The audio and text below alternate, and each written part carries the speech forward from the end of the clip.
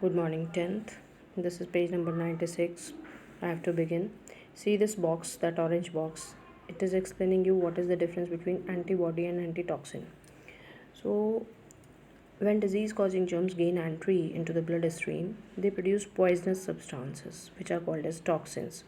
And in response to these toxins, lymphocytes produce antibodies. Lymphocytes are the kind of WBCs. They produce antibodies, and antibodies keep on circulating in the blood plasma. These antibodies are very special for the toxin to which they are produced, and these act as antitoxins and neutralize the poisonous effect of toxins. Learn these things very carefully.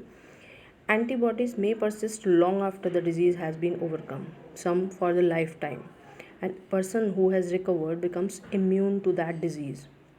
This is the underlying principle of vaccination. What is vaccination? A deliberate introduction. Deliberate means willing introduction of weakened disease germs to stimulate production of specific antibodies.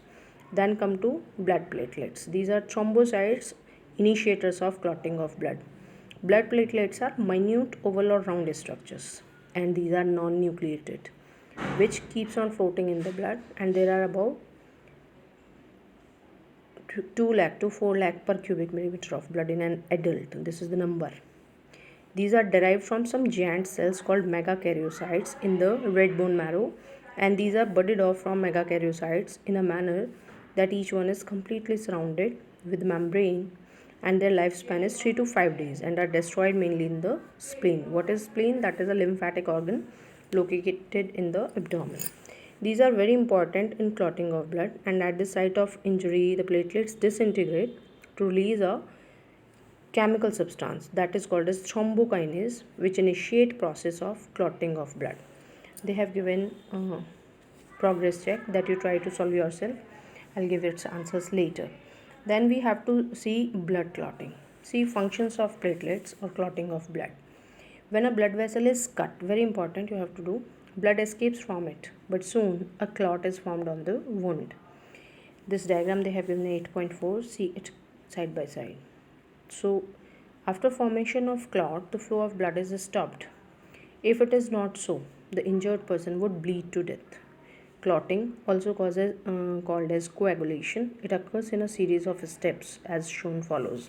These steps you have to learn, sometimes they are asking in long question.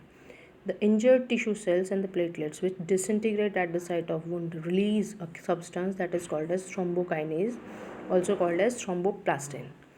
Now it is called as factor 10 or Stewart factor.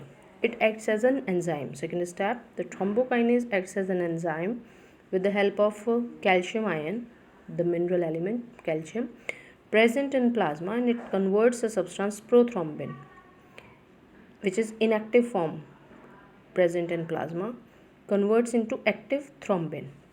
Now thrombin in presence of calcium ion reacts with soluble fibrinogen of plasma to convert it into insoluble fibrin, and fibrin is a solid substance that forms thread. These microscopic threads of fibrin are sticky and forms a network at the wound. Blood cells are trapped in the network of fibrin. The network then shrinks and squeezes out the rest of plasma, which is in the form of a clear liquid, the serum. Solid mass which is left behind is called clot or thrombus. They have given the diagram. You have to see this diagram 8.4. Okay. So this flowchart I'll explain you in the next video. Thank you.